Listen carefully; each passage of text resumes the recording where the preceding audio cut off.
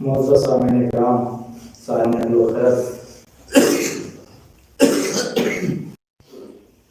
کیونکہ وقت کی تنگی ہے، انشاءاللہ میرے بعد آپ مکمل خطابت مکمل مجلس سماعت کریں گے۔ میں بس 10 منٹ بی بی زہرا کے حوالے سے کچھ تاثرات اور تاریخیات آپ کے سامنے پیش کرنے کی کوشش کروں گا۔ حدیث رسول ہے کہ فاطمہ میرا ٹکڑا ہے، کہہ رہا ہے جو مزمل ہے، مدثر ہے، طٰہٰ ہے، یاسین ہے، جو وما ینطق عن الہویٰ کا شاہکار ہے۔ یعنی وہ رسول کہہ رہا ہے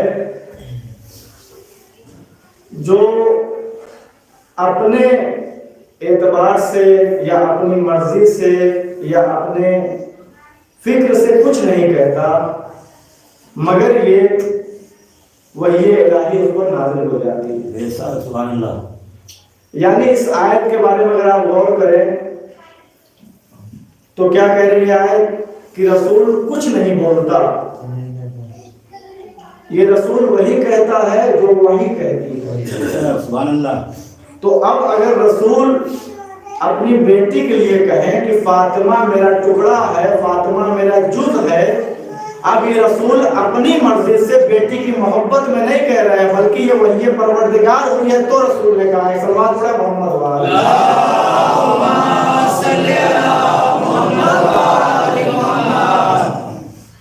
تو بی بی زہرا کی شخصیت ایسی ہے کہ جس کو بیان کرنے کے لیے یہ 10 منٹ تو کیا 10 راتیں کم پڑ جائیں گی، پھر بھی کچھ حد تک کوشش کریں گے کہ بی بی زہرا کے فضائل بیان کریں۔ رسول نے کیا کہا؟ فاطمہ تو بضعۃ منی، فاطمہ میرا ٹکڑا ہے۔ یہاں پر رسول نے بضع کا لفظ استعمال کیا ہے، بضع کا لفظ استعمال کیا ہے۔ بی بی زہرا کے لیے رسول نے بضع کا لفظ کیوں استعمال کیا؟ قطع معنی بھی ٹکڑا ہوتا ہے، بضع معنی بھی ٹکڑا ہوتا ہے، استعمال کر رہا ہے۔ دیکھیے عربی میں ایک ہوتا ہے جزو ینفق، ایک ہوتا ہے جزو لا ینفق۔ جزو ینفق یہ ہوتا ہے جس کو انسان اگر جدا کر دے تو انسان کی ذات پر کوئی اثر نہیں پڑتا، لیکن جزو لا ینفق یہ ہوتا ہے کہ اگر اس کو جدا کر دیا جائے تو اس کی ذات ختم ہو جاتی ہے۔ مثال کے طور پر انسان کے جسم پر بال ہے، اگر سر کے بال کو کاٹ دیا جائے تو انسان کی ذات پر کوئی اثر نہیں پڑے گا۔ اگر انسان کا کسی ایکسیڈنٹ میں ہاتھ کٹ جائے تو انسان باقی رہے گا، اس کی ذات پر کوئی اثر نہیں پڑے گا، نقص آ جائے گا لیکن اثر ذات پر نہیں پڑے گا، زندہ رہے گا۔ کسی کا ناخن کٹ جائے انسان کی ذات پر کوئی اثر نہیں پڑے گا، لیکن اگر کسی کا سر کٹ جائے یہ بھی ایک جز ہے تو انسان کی ذات ختم ہو جائے گی، انسان ختم ہو جائے گا۔ اسی طریقے سے قطع وہ ٹکڑا جس کو اگر جدا کر دیا جائے تو اصل پر کوئی حرف نہیں آئے گا، لیکن بضع کو اگر جدا کر دیا جائے تو اس پر حرف آ جائے گا، یعنی یہاں پر ذات پر نقص پیدا ہو جائے گا، ذات ختم ہوگی۔ تو لہذا پیغمبر نے کیا کہا؟ فاطمہ میرا ٹکڑا ہے، فاطمہ میرا وہ ٹکڑا ہے جسے اگر جدا کر دیا جائے تو رسالت بھی تمام نہیں ہو سکتی۔ صلوات پڑھیں محمد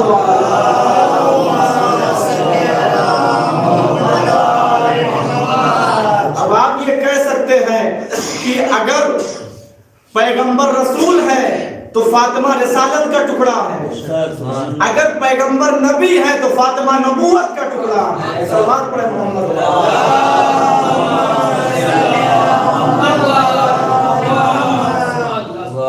یہاں پر پیغمبر اسلام اپنی مرضی سے نہیں کہہ رہے بلکہ وحی پروردگار۔ بی بی زہرا کی زندگی کو دیکھنا ہے، سیرت بیان کرنی ہے، زندگی کو دیکھنا ہے، بچپنے سے لے کر کے جوانی تک اور جوانی میں آخری منزل تک کی اگر زندگی کو دیکھیں تو بی بی زہرا بھی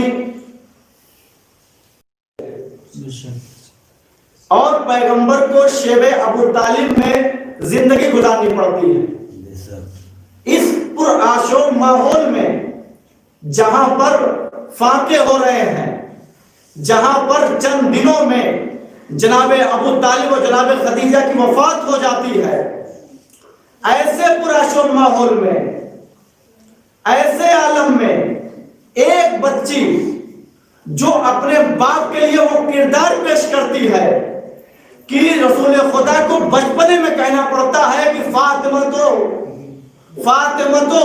ام ابیہا، فاطمہ اپنے باپ کی ماں ہے۔ رسول کو بچپنے میں کہنا پڑ رہا فاطمہ اپنے باپ کی ماں ہے۔ کیوں کہہ رہے ہیں؟ کیونکہ جب رسول کو یہاں پر احساس مادری ہوتا ہے، پیغمبر یہاں پر اپنے آپ کو تنہا محسوس کرتے ہیں، تو ایسے ماحول میں پیغمبر کے چہرے پر غم و اندوہ کے گرد و غبار کو صاف جو کرتی ہے اس بی بی کا نام زہرا ہوتا ہے۔ تو لہٰذا پیغمبر کہتے ہیں فاطمہ تو ام ابیہا، بچپنے میں باپ کے ساتھ وہ کردار پیش کیا کہ فاطمہ کو رسول خدا نے کہا فاطمہ اپنے باپ کی ماں ہے۔ اور اس کے بعد جب زوجیت کی منزل آئی ہے تو مولا کائنات کے ساتھ وہ کردار ادا کیا ہے جو عالم نسواں کے لیے مثال بن کر رہ گیا۔ اسی لیے بی بی زہرا تمام خواتین کے لیے آئیڈیل ہے۔ ان کی ہر زندگی میں کوئی نہ کوئی نمونہ ہے۔ آپ چاہے بچپنے کی زندگی کو دیکھ لیجئے، چاہے جوانی کی زندگی کو دیکھ لیجئے، چاہے آپ جب فاطمہ زہرا بیٹی ہے تو بیٹی ہونے کے ساتھ ساتھ باپ کے ساتھ کیسے خدمت کرتی ہیں، والدین کے ساتھ کیسے خدمت کرتی ہیں، اس زندگی کو دیکھیے۔ جب زوجیت کی منزل میں آتی ہے تو شوہر کے ساتھ کیا خدمت کرتی ہیں، اس منزل میں دیکھیے۔ امام حسن اور امام حسین جب آغوش مادر میں ہوتے ہیں تو بچوں کو کس طریقے سے تربیت کرتی ہیں، اس زندگی کو دیکھیے۔ ہر زندگی ایک نمونہ ہے، ایک آئیڈیل ہے۔ ویسے قرآن میں جناب مریم کا بھی ذکر ہے، کہتی ہے باپ کو کہنا پڑتا ہے فاطمہ اپنے باپ کی ماں ہے، فاطمہ اپنے باپ کی ماں ہے۔ اور فاطمہ جب اپنے شوہر کی خدمت انجام دیتی ہے تو پیغمبر کو کہنا پڑتا ہے اگر فاطمہ نہ ہوتی تو ان کا کوئی کفر نہ ہوتا، اگر علی نہ ہوتے تو ان کا کوئی کفر نہ ہوتا، لولا علی لکفوت فاطمہ، اگر علی نہ ہوتے تو ان کا کوئی کفر نہ ہوتا۔ اسی طریقے سے امام حسن اور امام حسین کی ایسی تربیت کرتی ہے کہ امام حسن اور امام حسین جوانان جنت کے سردار ہو جاتے ہیں۔ کیوں؟ کیونکہ یہاں پر سرداروں کا ایک پہرا ہے۔ بی بی زہرا کی اگر زندگی کو دیکھیں، ایسے ماحول میں پلی جہاں باپ بھی سردار، باپ سردار انبیاء، شوہر سردار مومنین، بچہ جوانان جنت کا سردار، خود سید نساء العالمین ہے۔ صلوات پڑھیں محمد۔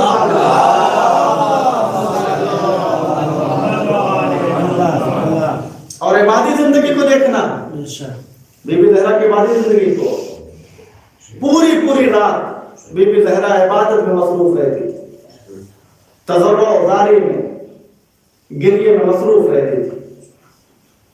امام حسن خود کہتے ہیں میں نے دیکھا شب جمعہ میری ماں پوری رات عبادت میں مشغول تھی، اور میں نے دیکھا یہاں تک کہ حتی امور صبح، یہاں تک کہ سفیدی صبح نمودار ہو گئے۔ میں نے مادر گرامی سے پوچھا یا مادر گرامی آپ نے پوری رات امت مسلمہ کے لیے دعائیں کی، پڑوسیوں کے لیے دعائیں کی، اپنے لیے کچھ نہیں مانگا، آپ رات بھر دعائیں کرتے رہے، عبادت کرتے رہے، سب کے لیے آپ نے دعائیں کی، اپنے لیے کوئی دعا نہیں کی۔ تو بی بی زہرا نے کیا معرفت آمیز جواب دیا تھا، کہا بیٹا یا بنیا الجار ثم الدار، بیٹا پہلے پڑوسی بعد میں گھر۔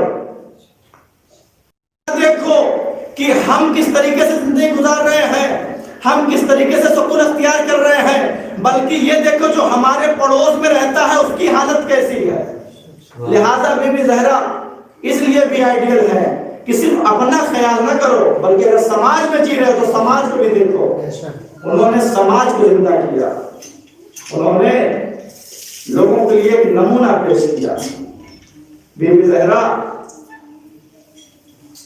اگر دیکھیں ان کی صداقت کو تو ایسی صدیقہ تھی کہ جن کی تعریف قرآن کر رہا، جب مباہلے کی منزل آئی ہے تو کوئی اور نہ تھا جس کو پیغمبر لے کر کے جاتے۔ جہاں مباہلے کے میدان میں تمام مرد تھے وہاں ایک صدیقہ فاطمہ زہرا، لیکن بی بی زہرا جب دربار میں گئی ہیں اپنا حق طلب کرنے کے لیے تو کیا کہا گیا؟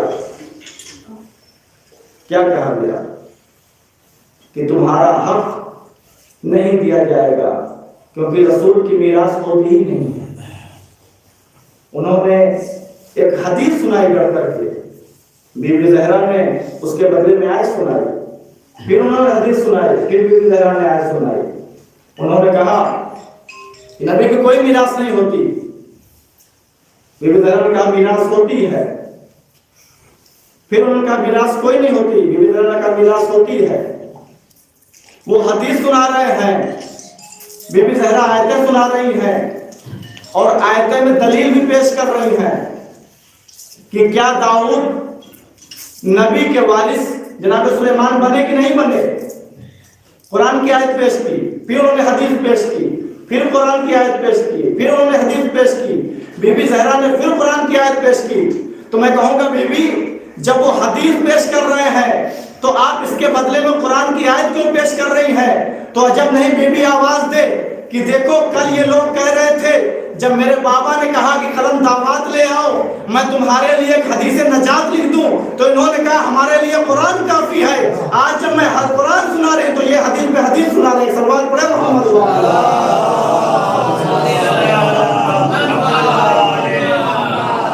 یہ بھی کہا جا سکتا ہے جب قرآن کافی کہنے والوں کے لیے قرآن کافی نہ ہوا۔ ایک ایک پہلو پہ روشنی ڈالوں، بس اتنا کہوں گا کہ بی بی زہرا کی زندگی اور ان کی تاریخ وہ تاریخ ہے کہ جس کو پڑھے بغیر رسول کی معرفت کسی کو حاصل نہیں ہو سکتی۔ اگر پیغمبر کی زندگی کو سمجھنا ہے، اگر پیغمبر کی شخصیت پر سیمینار کرنا ہے، اگر پیغمبر کی شخصیت پر مظاہرہ کرنا ہے، اگر پیغمبر کی شخصیت پر میلاد کرنا ہے تو اس سے پہلے ضروری یہ ہے کہ فاطمہ کی سیرت کا مطالعہ کیا جائے۔ اگر فاطمہ کی سیرت سمجھ میں آ جائے گی تو پیغمبر کی بھی سیرت سمجھ میں آ جائے گی، علی کی بھی سیرت سمجھ میں آ جائے گی، حسن حسین کی بھی سیرت سمجھ میں آ جائے گی۔ یہ سب بات پڑھے محمد وعلی اللہ۔